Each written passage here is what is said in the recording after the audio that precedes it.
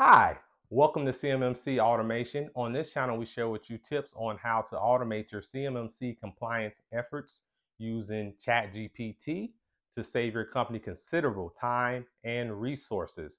My name is Phillips. I am the president and founder of Aspire Cyber. We specialize in helping small defense contractors prepare for their CMMC assessments. Also, I am a certified CMMC assessor and instructor. Let's get to the content. Today I'll be showing you how to use ChatGPT to automate the compliance activities for CMMC Level 2 AC.L2-3.1.4 separation of duties. Let's go. When it comes to a CMMC Level 2 assessment or even a CMMC Level 1 self-assessment, the CMMC Assessment Guide is our North Star. It is the answers to the exam. Now we're back in the same discussion that we have been using for all of the previous practices. And I'll start off by giving ChatGPT some context. And ChatGPT know that I will be prompting it with practices from this SP 800-171. Then the next prompt, providing more context, letting ChatGPT know exactly what I expect in its responses. If ChatGPT is not giving you the responses that you're expecting, just give it more context, more guidance. Help ChatGPT out. Let ChatGPT know I want the estimated time included, suggested activities, cost, and for the solution. Now that we've given ChatGPT context, we're ready to get started with the practice. So for 3.1.4, it says separate the duties of individuals to reduce the risk of malevolent activity without collusion. So we want to ensure that essentially we have at least two people performing a critical activity so that it will require collusion of more than one person if there's going to be any malevolent activity, any fraud. We don't want just one person being in charge of a critical function. So ChatGPT telling us we need to consider implementing a role definition and assignment. We want to have job rotation, or making sure maybe we have a minimum mandatory vacations where someone's filling that critical role while someone's out on vacation, or maybe every year people rotate around the organization. We want to have dual control, or we have more than one person controlling a critical function, so at least two individuals to complete a sensitive task. Definitely always having our logging and monitoring. We know what our users are doing on our networks, especially in regards to our sensitive systems that process, transmit, or store CUI. Make sure we're doing access control reviews, ensure that our employees have only the access that they need to perform their job, no more, no less. ChatGPT goes a little bit into the estimated time, expertise, and costs. For the next assessment objective, I want to ensure that the duties of individuals requiring separation are defined.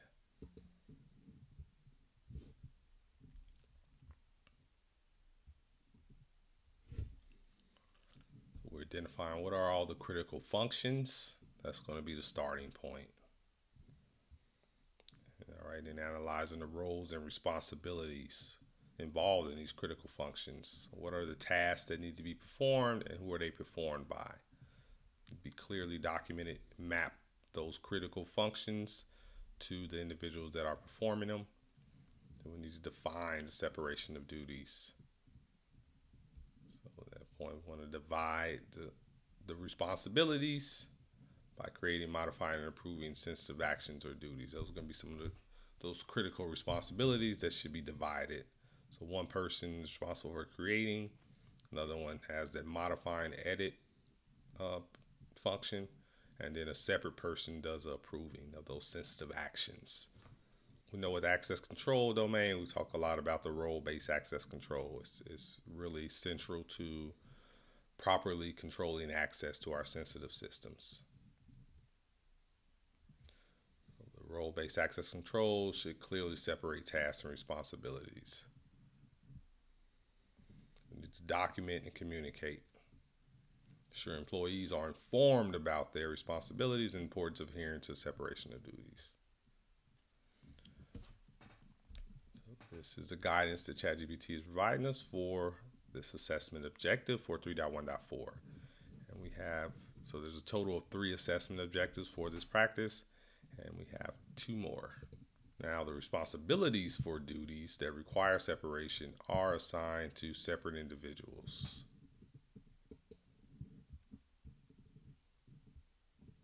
So to assign those responsibilities, we need to do a role mapping.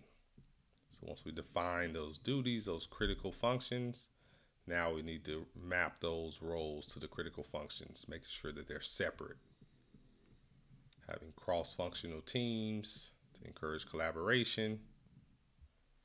Always that training and awareness of our employees is going to be foundational to many of these controls. Role-based access control, periodic reviews. We need to have at least, I would say, a minimum quarterly where we're doing those access reviews, seeing, okay, who has access to our sensitive systems. Again, keeping in mind, this is a level 2 practice, so who has access to the CUI systems? And what are their critical functions? Mapping those to the individuals. Always doing our auditing and monitoring with our SIM tool, for example, to know exactly what our employees are doing and ensuring that our policies for separation of duties are enforced. All right, so that's the second assessment objective for 3.1.4. Last but not least, we want to access privileges that enable individuals to exercise the duties that require separation are granted to separate individuals. So really driving home that point. Yeah, those sensitive activities need to be granted to separate individuals. We don't want, again, one person controlling the entire critical workflow. So we had defining those access levels, implementing role-based access control, updating access control settings, regular reviewing privileges. So a lot of these activities are going to overlap. Audit and monitoring. Maintain documentation. You need documentation for a CMMC level 2 assessment. Yeah, that assessor is going to want to see documentation for each and every assessment objective. Not just going to take your word for it. You need documentation. You need to verify. Now, the ChatGPT has provided us with the guidance for the practice and the 3 corresponding assessment objectives. You know, we're not going to stop there. We're going to get our money's worth with ChatGPT. So we're going to probe ChatGPT even further, make sure that we have complete understanding of which activities we need to prioritize and execute to satisfy this practice. So my next probe is for ChatGPT to create a sample separation of duties matrix. So that's something that you are going to need to present to the assessors doing your assessment, or at least have on hand ready just in case the assessors request it. So the separation of duties matrix is going to list out those critical functions and then map it to the individuals. So the more context ChatGPT can provide, the more examples, it really clarifies what you as a organization seeking certification need to do in order to satisfy the practice and assessment objectives. So as you see here, we have the different roles listed and the actual tasks and responsibilities. So these are some of the critical tasks. So approving the budget, only the finance manager can do that. Approving invoices, managing payroll. So now we got, for payroll, we have 2 individuals part of this critical function. So we got finance and HR. Just give you a sample of how you can create a separation of duties matrix, and then essentially anywhere you see just 1X, then you would know, okay, that's only one person is in charge of this sensitive activity, this critical activity. So we need to have some additional individuals part of that workflow. So in order, if there is going to be a case of fraud, malicious activity, then it's going to require 2 or more people, which reduces the likelihood of that happening. If there's only one person in charge of a sensitive activity, then that increases the likelihood that you're going to have some type of fraud or abuse of that power. So we want to limit that, limit the opportunity. So that X indicates a specific role has responsibility for the corresponding tasks. A lot of the evidence that you're producing for your CMMC level 2 assessment doesn't have to be complex. It really is just documenting what you're doing, reassuring that assessor that, okay, you have a good grasp over the practices and activities for you to satisfy the practices, so they can mark it as met. It's just an example. It could just be a spreadsheet where, hey, you have all of your critical tasks outlined, documented, and then map them to the functions. Next, I'm going to probe ChatGPT to give practical examples of duties that require separation.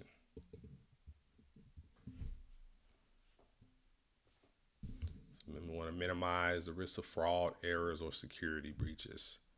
So it's another good example where it's not just fraud, it also can be errors as well. So if we have a second set of eyes, that can reduce errors. So of course, financial transactions, we certainly want to ensure that we have separation of duties for financial transactions, because just the temptation of being able to steal money from an organization, if there's one person that has full control over that activity and can write checks and cash checks, yeah, that could be a ripe opportunity for fraud.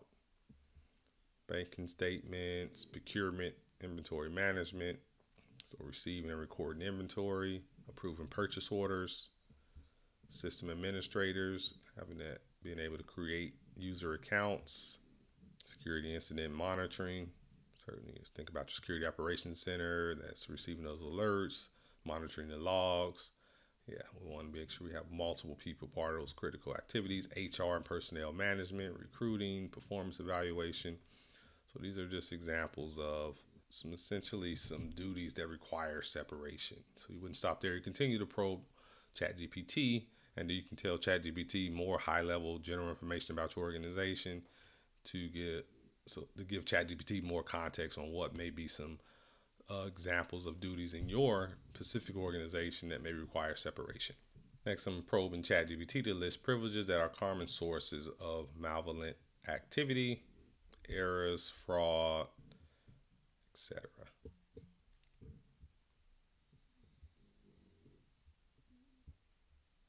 So it's going to be often linked to privileges that can be abused or misused by malicious insiders or compromised accounts. That's another thing to factor in, where if just one administrator controls all sensitive activities and tasks, then if their credentials are compromised, now that malicious actor can pretty much has the keys to the kingdom. So administrative access, remote access, certainly any admin access, remote access is going to be a prime target for hackers or malicious actors. Want to make sure we have multiple lines of defense and multiple lines of defense for this remote access, admin, access to sensitive data, any privileged account access, any direct database access, network configuration, security monitoring, physical access. So it just gives you a list of, okay, activities that you need to hone in on to ensure when you're mapping your sensitive activities to the roles that you have at least two people involved in that workflow. Remember, our goal is to reduce the probability of fraud, errors, compromise. My next prompt for ChatGPT is, what specific technical controls can assist with satisfying this practice? Role-based access control, access control list. Remember, our access control list is going to be on our network devices, such as our firewall, having privileged access management solutions. So we want to manage and monitor the use of privileged accounts. Absolutely. Login and monitoring alerts. So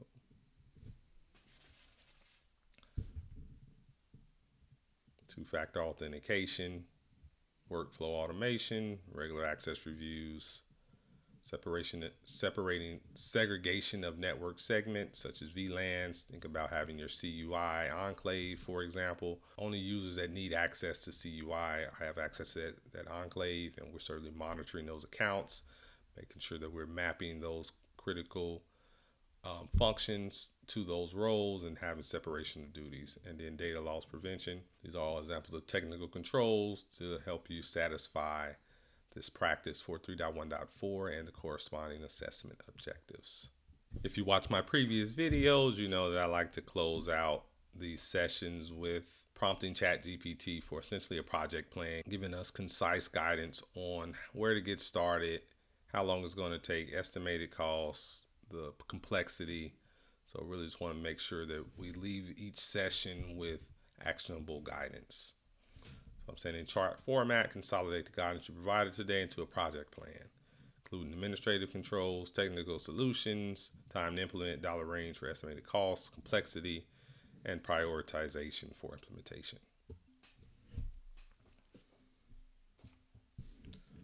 First, we want to start off by defining the duties requiring separation. Make sure we have it documented in our policy and procedure. Really, this is just the administrative control at this point. Certainly a high priority, low complexity. Assign responsibilities. Make sure we have our organizational chart. Grant access privileges based on role-based access control. What role is that individual serving in? Are they HR, finance, IT? Then you should base your access privileges on those roles. So the role-based access control is going to be a technical control. So it's going to be more medium complexity, high priority, configuring the access control list on CUI systems, implementing that PAM, that privileged access management solution, where we're monitoring those privileged accounts.